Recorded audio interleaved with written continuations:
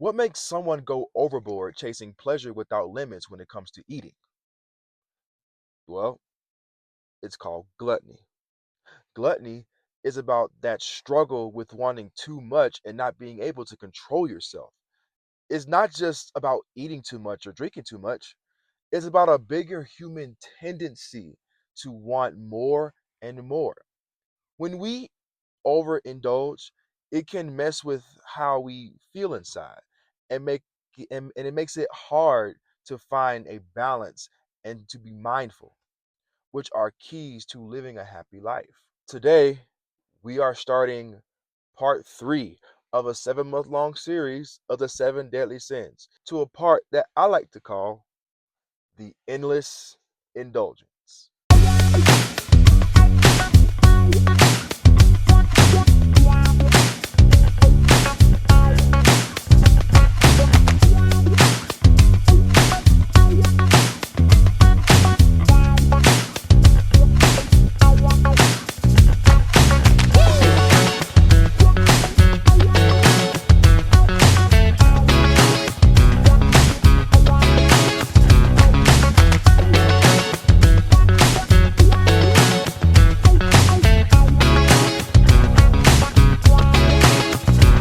And it came to pass in a time of antiquity, in an era before the realms of man and creature were set asunder, that the land was defended by the holy knights, who did wield a great and wondrous power. Great was their fear, and reverence they did command. Yet from their own ranks a treacherous company arose, who did betray the kingdom, and became sworn enemies to all who held the holy charge. They were known throughout the land, and their infamy did spread as the seven deadly sins.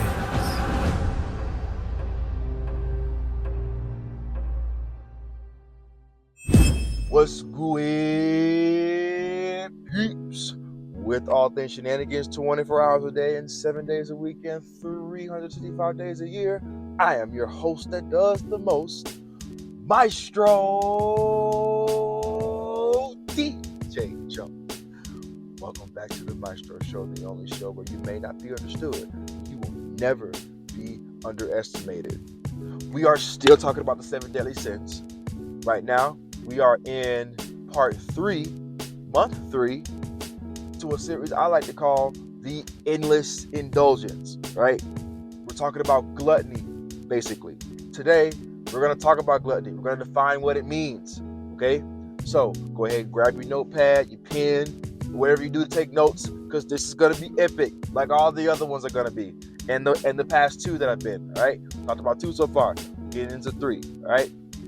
We're almost halfway there, all right? So, before we get started, what is gluttony? Gluttony is traditionally defined as the overindulgence and overconsumption of food, drink, or wealth to the point of waste. Now, examples of gluttony go beyond just eating too much.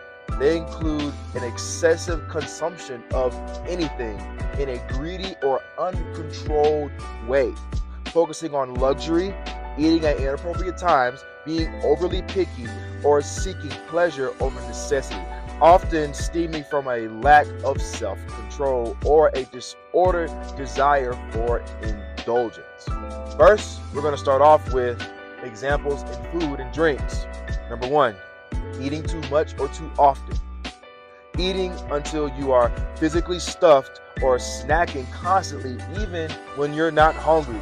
As teenagers, we've been through this a lot, but that's like our metabolism growing. But even then, we should have checked it then and there. But we didn't know no better. Now, our parents also didn't know no better either, so we were just eating.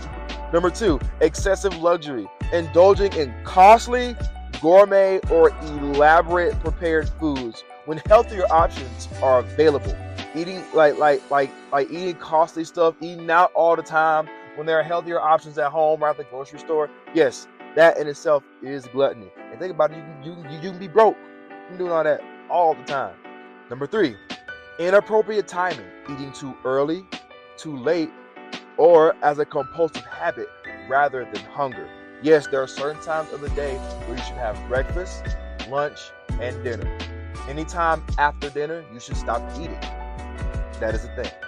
Number four, Overly eager consumption, eating or drinking too quickly, too eagerly, or too greedily, refusing to share. That's me. That's me. I will literally, and I've done this in the past. Sometimes I do it to this day. I will literally take a whole box of pizza, a whole large pizza, and smash the whole thing in one sitting, refusing to share. I know how to share now. I'm just so tempted to just eat that whole box of pizza by myself because I like pizza. You know what I'm saying? My mom told me, you keep on eating pizza, one day you're going to turn into one. She wasn't lying. She wasn't lying. Number 5, food fixation. Being overly picky, a food snob, or obsessing over specific foods.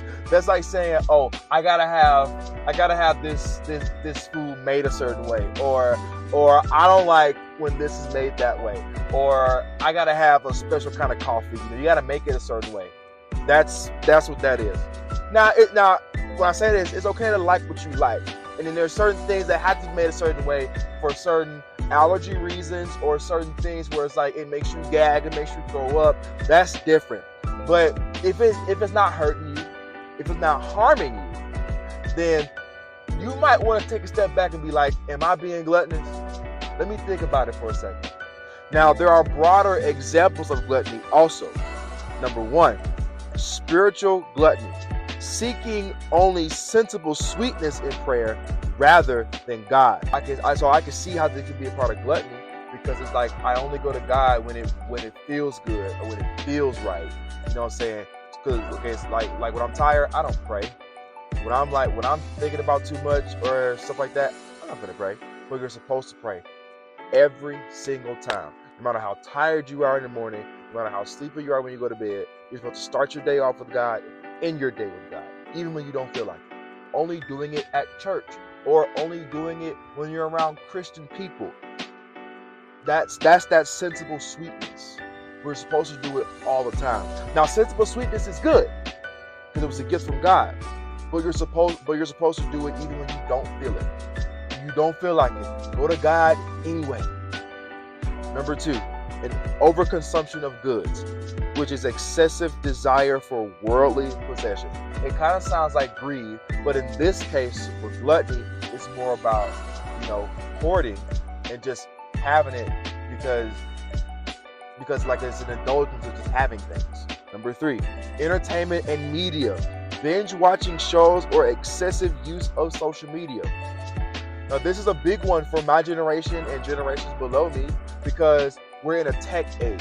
You know what I'm saying? Social media is everywhere. TikTok, Instagram, all that stuff. It's everywhere now. And it's so accessible on our phones now that sometimes we will spend literally all day scrolling on TikTok, scrolling on Instagram all day long. And sometimes we won't get out of bed. I'm guilty of that. And I know my wife is guilty of that as well. And I'm pretty sure you're guilty of it too. And also when it comes to binge watching shows, think about how it's so easy to stream stuff nowadays. Ever since Netflix started that thing, I don't know who started it. I think Netflix started it. But like ever since Netflix streaming was a thing, as long as you got a subscription, the shows you can watch are just so unlimited. It's so easy to sit and binge watch the entire series all day long. But in doing this, we lose the entire day. You could have been cleaning up the house, but you watching Rugrats all day long. Number 4, substance abuse, overindulging in alcohol, drinks, or smoking. Now, why is too much food such an issue? Here's why. When you eat too much, you love too little. Eating too much can make you feel like you're not giving enough to the people you care about. When you overeat, you might not have enough energy to show your loved ones to others. So let's take a moment to think about how we relate to food and ask God to help us eat just the right amount so we can give our love to the fullest. I know this is difficult because we feel like we're not eating enough or we may not be eating too much or I need this much to get through the day when actually you only just need a certain amount. But it really just depends on your body. Everybody's body type is different. That I understand. which is why you got to have that conversation with God, and you also got to have a conversation with your doctor to see how much food should I be consuming a day to keep my energy levels up to last me throughout the day. Gluttony is a topic that most Christians shy away from, but it's something we should really think about. It's not really about how much we eat, but more about how much food can affect the strength of our faith. There are 4 key biblical examples that talk about gluttony. Now, before I get started, I want to let y'all know something. Look, I might butcher some of these words. Do not judge me. I'll put the word that I butchered like right on the screen so you can see it. And maybe you can pronounce it better than I can. But please bear with me. I tried to research what it sounds like. I can't. All right. But here we go. Let's get through this. Okay, number 1. The Israelites and Kibroth Hatava. The word is right there. Okay, the word is right there.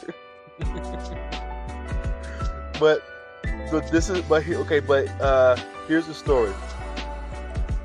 While wandering in the wilderness, the Israelites rejected the manna God provided and craved meat with such greed that they died with quail still in between their teeth. Quail is like food in between your teeth.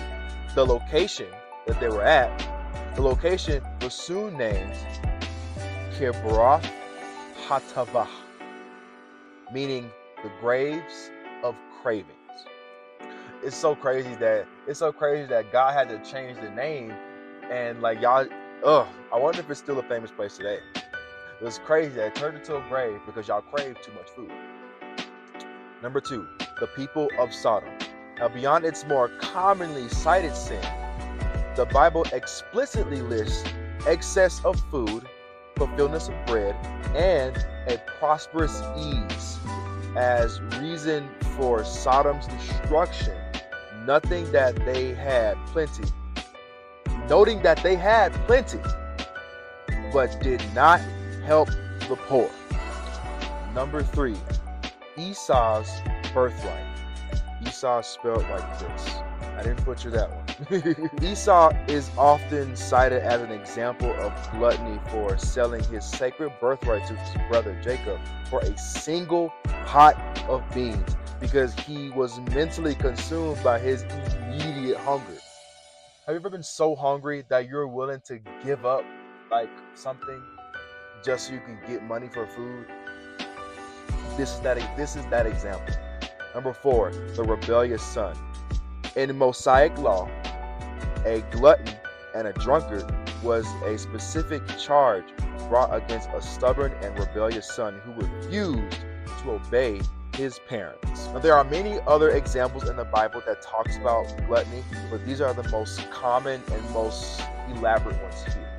Now, there are scriptural warnings and principles about gluttony also. Let's get into it. Proverbs chapter 23, verse 20 and 21 says, "Do not join those who drink too much wine or gorge themselves on meat. For the drunkard and the gluttons become poor, and drowsiness clothes them in rags." This verse warns that the drunkard and the glutton will eventually become to poverty and be clothed in rags. Meaning that they're going to spend so much money on on food and consuming it so much that eventually they're going to be broke. Not just broke, unhealthy. Philippians chapter 3 verse 19 says, "Their destiny is destruction. Their God is their stomach, and their glory is in their shame. Their mind is set on earthly things." So this verse describes enemies of the cross as those whose God is their belly and whose minds are set on earthly things. At this point, they have made food an idol. Well, actually, their belly is an idol. They're filling it with food all the time.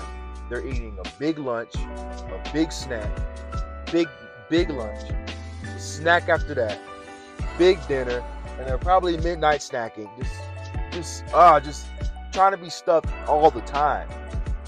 You would think that they would get sick after that too, because too much food you throw up. Certain foods you throw up too now, but hey, I digress.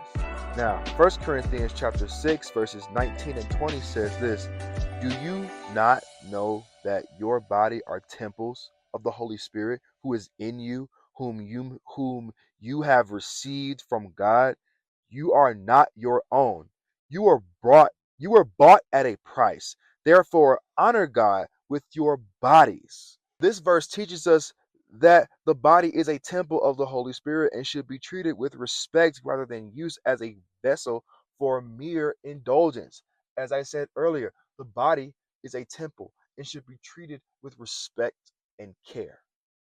Guys, like I said, we were put on this earth to build God's kingdom, to make disciples, to become a disciple, and then make disciples of Jesus Christ. No, it's but let's listen. It's good to eat. There's nothing wrong with eating, but if you overindulge in food, you don't have any energy left to do the works that God has told you to do. Now, let's go deeper with. Now, I'm pretty sure we all have heard of drowsiness, right? We've all heard of drowsiness. Where does it come now? Where does it come from? Let's talk about it. Now, eating too much food or drinking too much wine leads to drowsiness, among other things. But I bet some of y'all already knew that. But it's mostly noticeable after we eat a big Thanksgiving meal or just eating a big meal in general. Black folks, we call it that itis. You remember going to your grandma's house, having a big dinner, food so good, you go get seconds, and you're sitting there for a while, you get that itis. That is drowsiness. So, that itis, baby. Yeah. But listen, guys, your body is designed to handle a certain amount of food. And when you exceed that amount, drowsiness is a natural consequence. So, why does this matter? Because an hour after your meal, God has good works for you to do. Perhaps God has a good book He wants you to learn from, a time in prayer He wants you to be alert during, a spouse He wants you to listen to, a neighbor who needs a hand with the home project, or a kid who needs more than another day with their dad zoned out on his phone. But you can't pour much love into them if you just put all that food in. That is what I mean by when I say that when you eat too much, you don't have enough energy. You know, I recently learned this. Right? I've noticed ever since I started like this year. What I did was I cut out I cut out snacks. Just me cutting out snacks alone says that hey, okay, so I have a little bit more energy than what I used to have, but I'm still eating breakfast, lunch, and dinner. But I cut out snacks. Yes, I was hungry. I was also fasting during that time frame. But I learned that I get to I have so much more energy and putting my energy towards this and this and this and that and it's like I'm good now. I have a little bit more energy. So nowadays I don't really eat snacks like that for real. But I still do eat snacks especially to tie me over until 6 or 5 o'clock in the evening. But yeah, I don't just stuff my face with food all day, even if I'm bored. Go find something to do so I ain't thinking about snacks. But hey guys, I used to do that. We've all been there, right? Now, in conclusion, gluttony is an excessive indulgence in food, drink, or wealth, often stemming from a lack of self-control. It includes overeating, excessive luxury, inappropriate timing, and overly eager consumption. Extending beyond food include spiritual, material, entertainment-related accesses, right? It is important to remember that your body is a temple and should be treated with care. So, now that you all know about gluttony, you can now identify it and then start the process of overcoming gluttony. We will talk about that In the next video, we learn how to identify gluttony and also how to overcome it in the video after that. So, if you don't learn anything else from me today, know that life is not about waiting on the storm to pass. It is about learning to dance in the rain. So, I will see you in the next video where we talk about how to identify gluttony.